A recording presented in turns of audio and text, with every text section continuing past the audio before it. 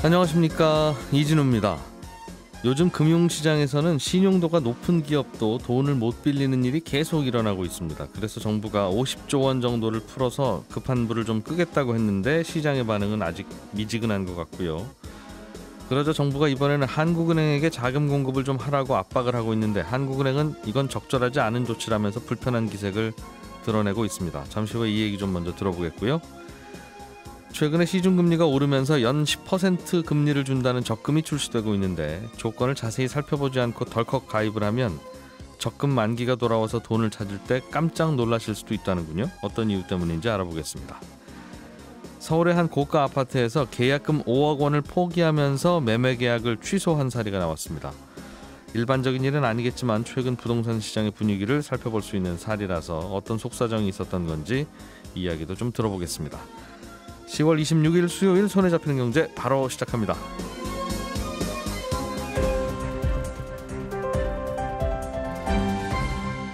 이진우의 손에 잡히는 경제. 요즘 세상이 어떻게 돌아가는지 알고 싶은 분들을 위해서 마련한 시간, 어제 나온 경제 뉴스들 중에 중요한 것만 쏙쏙 뽑아서 정리를 해드립니다. 김현우 소장, 박세훈 작가, 그리고 한국경제신문의 이슬기 기자님, 오늘 세 분과 함께합니다. 어서 오세요. 네, 안녕하세요.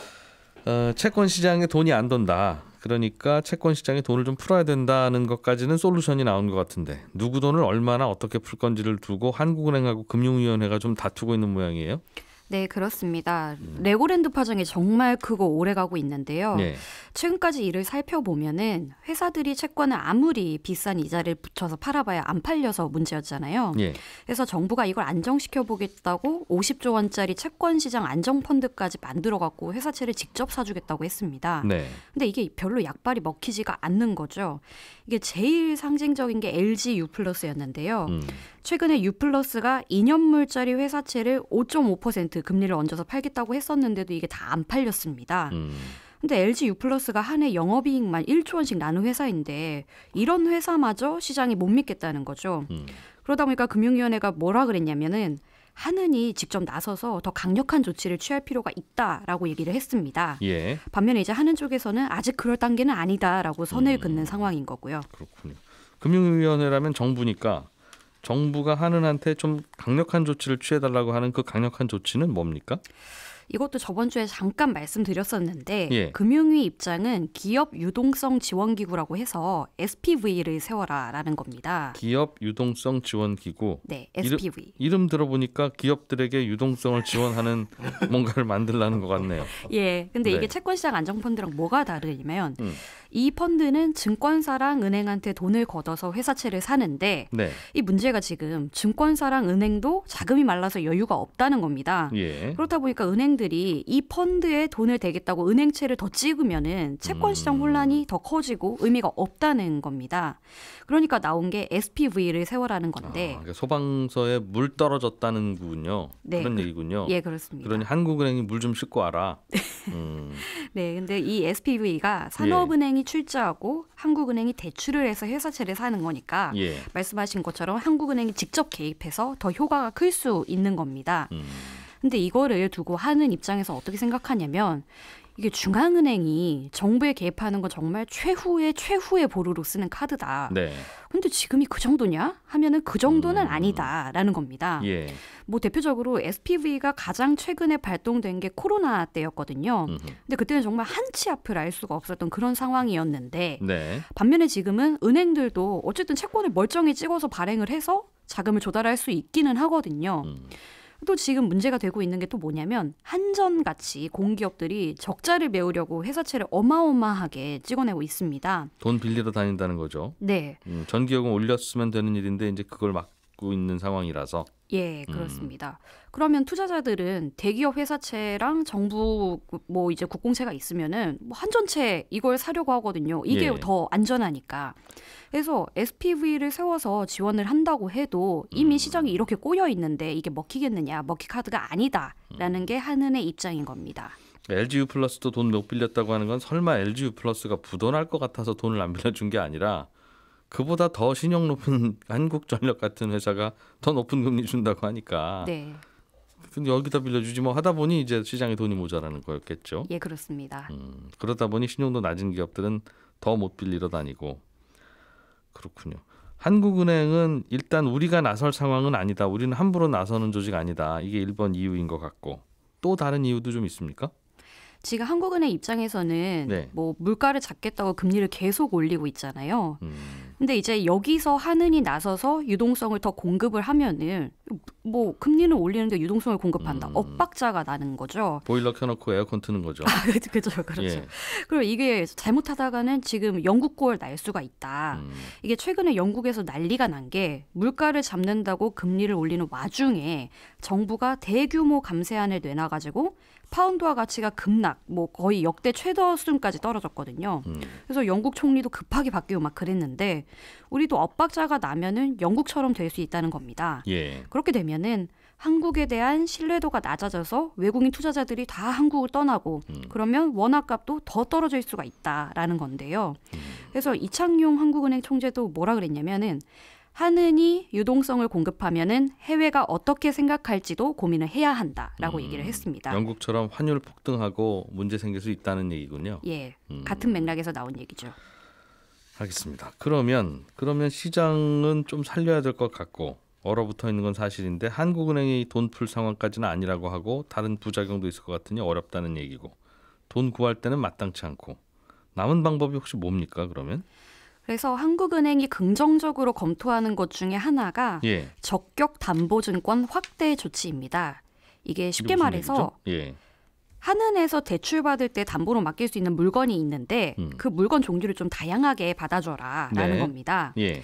지금 한국은행이 은행들한테 대출을 내줄 때는 담보로 받아주는 게 국채 같은 국공채만 담보로 받아주고 있습니다. 예. 근데 은행들이 여기에 은행채도 좀 끼워줘라고 요구를 하고 있는 거거든요.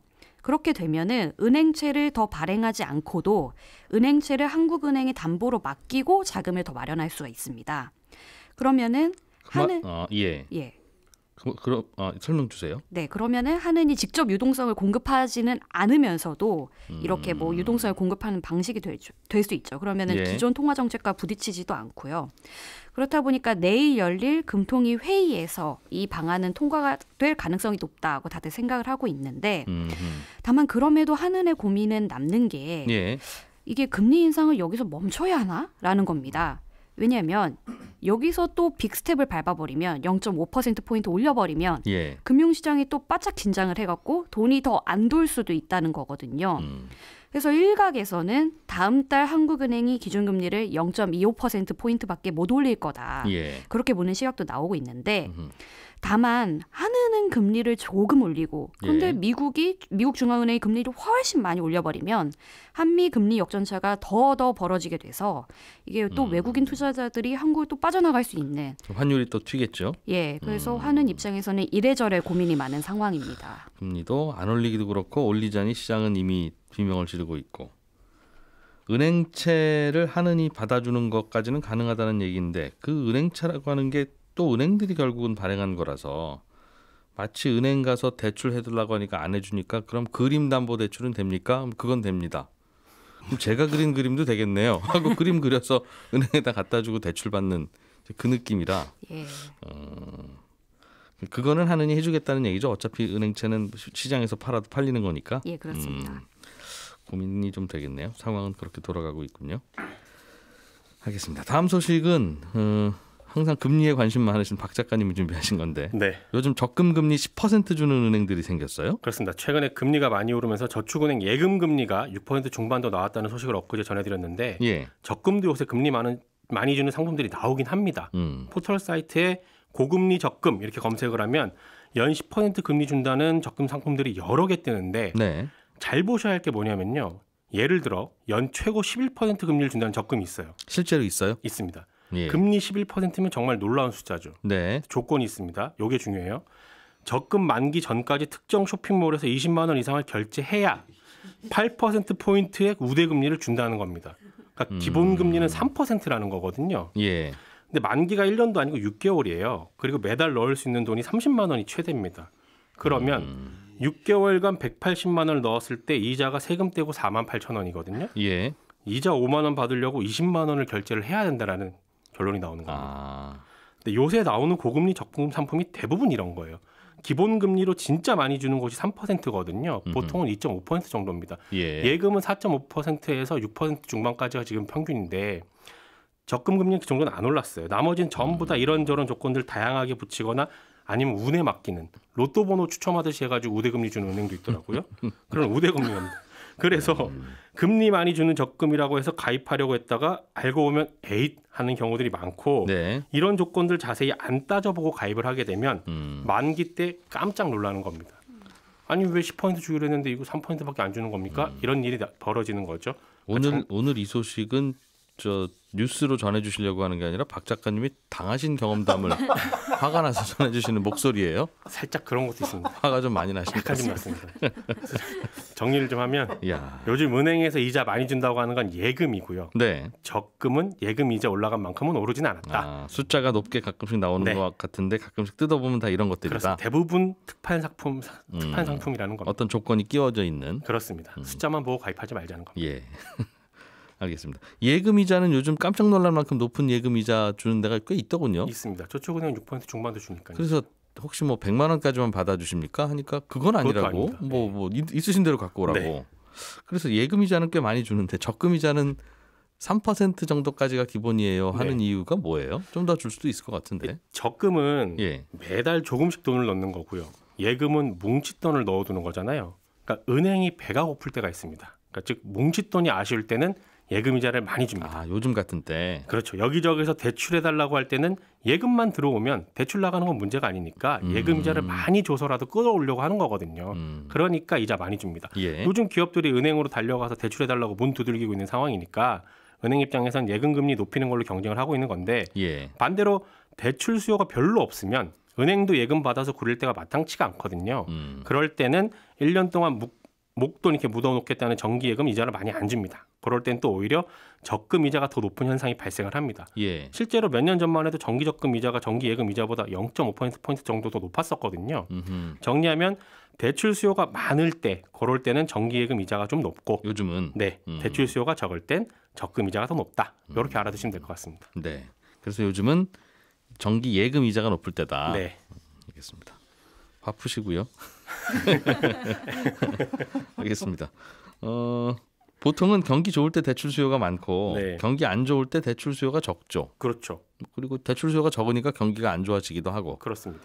그런데 요즘은 경기는 많이 안 좋은 것 같은데. 네, 그런데 대출 수요는 많다. 그렇습니다. 그런 상황이라는 거죠. 그렇습니다.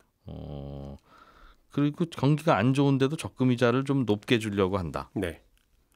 요즘이요? 요즘 말고요.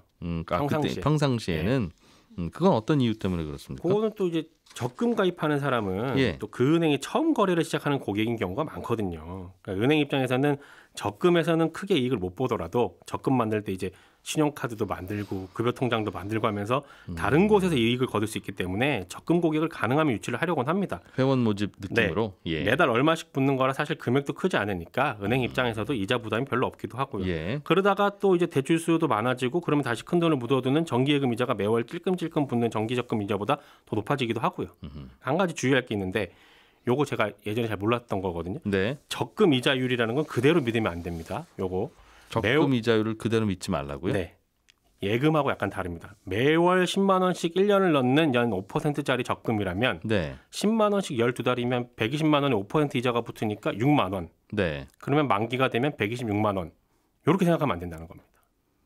어디서 틀린 거죠? 첫 달에 부은 10만 원은 만기까지 1년을 묻어두는 거지만 마지막에 붙는 10만 원은 딱 한 달만 넣어두는 거거든요. 예. 그러니까 은행은 이자 5%를 다 주는 게 아닙니다. 5%는 1년을 넣어놨을 때 주기로 한 이자라서 그래서 우리가 1년 만기 적금이라고 부르지만 실제로는 한 절반인 6개월 정도만 묻어두는 거거든요. 그러니까 10만 원씩 1년을 부으면 120만 원을 1년간 묻어뒀다고 우리가 생각하는데 네. 그게 아니라 1년을 부었어도 120만 원을 6개월만 부은 거군요. 그렇습니다. 맨 그래서 뒤에 붙는 건 한두 달밖에 안 맡긴 거니까 그렇죠. 평균으로. 그래서 적금 이자는 주겠다는 이자의 절반을 딱 반으로 잘라서 생각하면 편한데 네. 연 4% 이자 주는 적금이라면 만기 때 쌓인 원금의 4%의 절반인 2%의 이자가 붙어서 최종 원리금으로 나오겠구나라고 생각하면 얼추 맞습니다.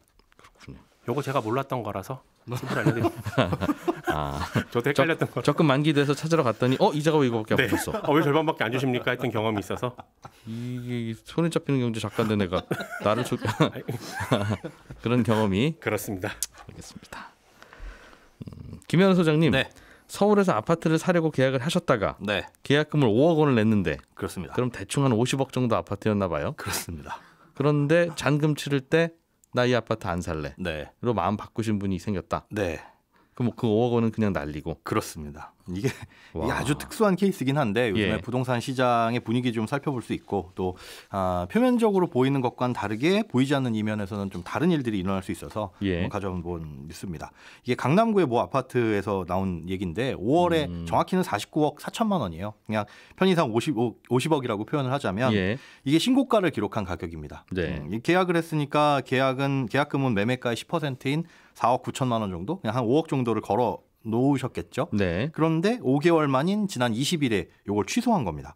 그래서 지금 시세를 봤더니 네. 동일한 면적으로 나온 게 42억에서 47억 정도의 형성이 되어 있어요. 그러니까 당시 거의 50억 가까운 금액보다는 좀 떨어진 거죠. 예. 이게 사실이라면 매수자는 거의 5억이나 되는 계약금 포기한 거고 거래 취소한 거고요.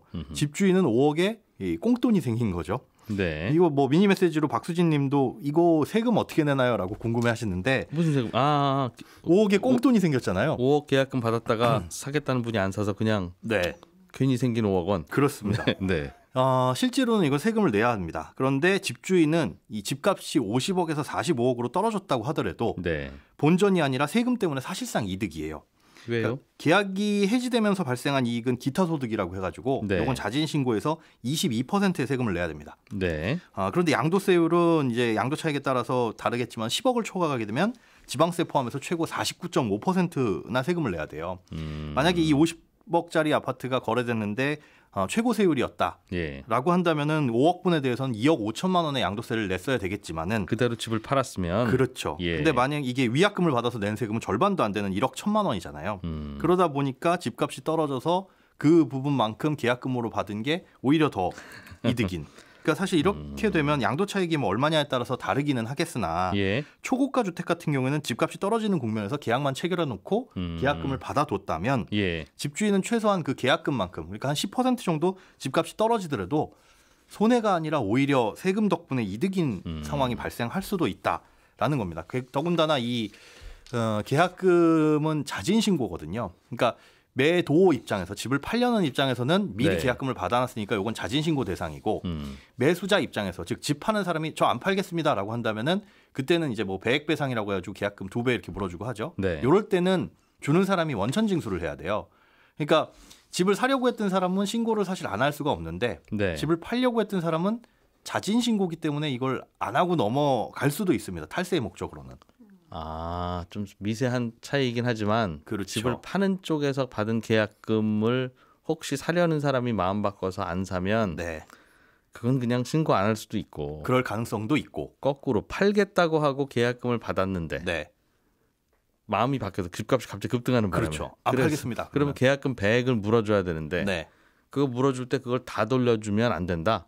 예, 그렇습니다. 주는 사람이 원천 징수를 해서 세금 먼저 떼고 줘야 합니다. 살려는 분이 100 받은 그거 세금을 내셔야 되는데 안 낼 수도 있으니 그렇습니다. 그런데 뭐 미리 줘놓은 계약금은 이걸 어떻게 뭐 원천 징수하고 할 수가 없으니 자진 신고해라라고 하는 거고요. 이거는 꼭 알아둬야 되겠네요. 예를 들면 네. 아파트 10억짜리를 팔려고 네, 1억을 계약금으로 받았다가 네, 그렇습니다. 집값이 급등하는 바람에 이 계약금 차라리 돌려주고 내가 그냥 이 집 계속 갖고 있는 게 좋겠다고 생각하면 그렇죠. 1억을 받았으니 받은 1억과 함께 2억을 줘야 드려야 되죠. 되는데 네.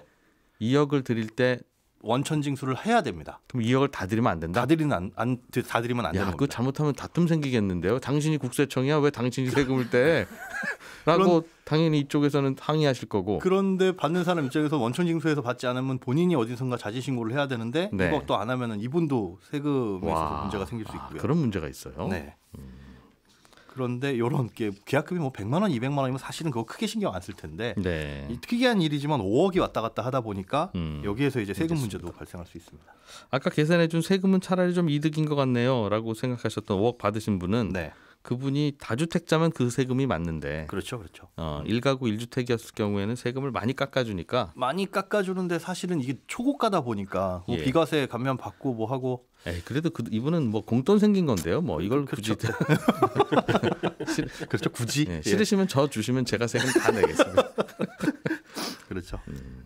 야, 근데 이게 5억 계약금 포기하면서도 안 사겠다고 하는 거는 집값이 5억 이상 떨어졌다는 얘기죠. 그렇게 그 볼 수 사이에. 있습니다. 일단 예. 뭐 49억 4천만 원 하던 게 42억에도 지금 나와 있으니까 매물이 단순히 놓고 보자면은 애초에 시가로 뭐 50억에 사기로 한 것보다 계약금 5억 포기하고 그냥 42억에 사는 게 그럼 47억 쓰는 거잖아요. 그러니 돈을 더 아끼는 거 아니냐. 그렇기 때문에 계약을 포기한 거 아니냐. 집값이 더 떨어질 거라고 판단해서 그런 행동을 한 거 아니냐라고 볼 수도 있는데 이것도 네. 일리는 있지만 한편으로 생각하면 나라면 이런 생각이 들더라고요. 아무리 그래도 또 아파트라는 게 면적이 같다고 해가지고 모든 아파트가 다 똑같은 것도 아니고 네. 지금 이 집을 팔고 42억짜리를 바로 사면 뭐 숫자상으로는 이득이겠으나 더 떨어지면 어떡해라는 생각이 좀 기다렸다가 더 안 떨어지거나 가격이 오르거나 매물이 사라지게 되면 사시는 분 입장에서 그렇죠. 5억을 그냥 공중분해하는 거잖아요. 그렇기 때문에 이게 5억 날린 게 아니라 다른 이 해석이 되는 부분도 있을 수가 있는 겁니다. 그러니까 일단 의심해 볼 수 있는 게 뭐냐면 예. 애초에 신고가 기록했던 49억 4천만 원이라는 매매 계약 자체가 허위 자전 거래다. 집값을 예. 올려놓기 위해서 가격 부풀리기 위해서 그랬을 수도 있죠. 네, 계약을 취소할 목적으로 만들어 놓은 이 거래일 수도 있다라는 네. 의심이 들고 있는 거예요. 예를 들어서 시세가 그때 당시에 원래 45억인데 이 집을 좀 비싸게 팔려고 49억에 거래됐다고 신고를 해놓는 거죠. 네. 이거는 뭐 잔금은 한 6개월 후에 치르겠습니다라고 신고만 해놓은 상태에서 네. 누군가 집 보러 와가지고 집 얼마예요? 그랬는데 49억입니다. 그럼 거래가가 최근에 신고가 그렇게 돼 있으니까 그 가격 그러면 언저리에 팔 수 있기 때문에 예. 내 집 그래서 팔 때 미리 이렇게 짜고 그냥 가짜 계약을 한다 이거죠. 그렇습니다. 주민들끼리 서로 도웁시다. 네, 하면서. 그렇게 될 수도 있고요. 이게 사실은 뭐 은행에 대출 약정서가 들어가는 15억 이하 아파트 같은 경우는 가능한데 예. 고가의 아파트다 보니까 대출도 안 되잖아요. 그러다 그럴 보니 수도 그냥 있을 것 같다. 네, 취소한 게 아니냐라는 의심도 배제할 수는 없습니다. 여기가 그렇다는 게 아니라 그런 구조도 그렇죠, 있을 수 있다. 예, 오해는 거고. 네. 아파트 얘기하는데 막 50억씩 왔다 갔다 하니까 다들 이러는 것 같은데 그건 아닙니까? 그건 아닙니다. 초고가 아파트들이 가끔씩 있죠. 이런 일도 있었다. 박 작가님, 서울시 택시 요금이 내년부터 오르네요. 간단하게 좀 정리해 주세요. 내년 2월부터 4,800원으로 지금보다 1,000원 더 오릅니다. 기본 요금이. 네, 그리고 기본 거리는 2km에서 1.6km로 줄어듭니다. 요금이 더 빨리 오른다는 얘기입니다. 네. 이 정도 오를 것 같다고 예전에 말씀을 드렸었는데 말씀드린 내용 그대로 확정이 됐습니다. 그리고 12월부터는 심야할증 요금도 오르거든요. 네. 밤 11시부터 새벽 2시까지는 40%가 할증이 됩니다. 그리고 국토부가 다음 달부터 심야 택시 호출료도 올리기도 했어요. 4,000원에서 5,000원을 호출료로 내야 되는데 이것저것 다 계산을 해보면 내년 2월부터는 심야에 호출 택시를 탔을 경우 기본 요금이 10,000원 넘게 올라가는 걸로 계산이 됩니다. 기본 요금 오른 데다가 호출료가 한 5,000원 정도 나오니까 그렇습니다. 네. 그리고 심야 할증도 40%가 최고로 올라가게 되니까요. 거의 뭐 여관에서 자는 돈 나온다. 넘어가겠습니다. 택시 요금을 이렇게 올리는 거는 심야 택시 공급난을 해결해 보겠다는 건데 예. 또 요금 올리면서 공급난이 해결이 될지 아니면 그냥 요금은 요금대로 오르고 심야에 택시 안 잡히는 건 그대로일지 지켜봐야 될 것 같고 예. 택시 요금 올라가니까 버스 요금하고 지하철 요금도 올려달라는 요구를 하게 될 거거든요. 지금 당장은 아니겠으나 언젠간 올라갈 것 같습니다. 그렇군요. 택시 요금이 꽤 오른다. 네. 하루 종일 오르는 거죠. 심야 시간대만 아니라. 네. 네. 저는 11시 5분에 이어지는 손에 잡히는 경제 플러스에서 다시 인사드리러 오겠습니다. 이진우였습니다. 들어준 여러분 고맙습니다.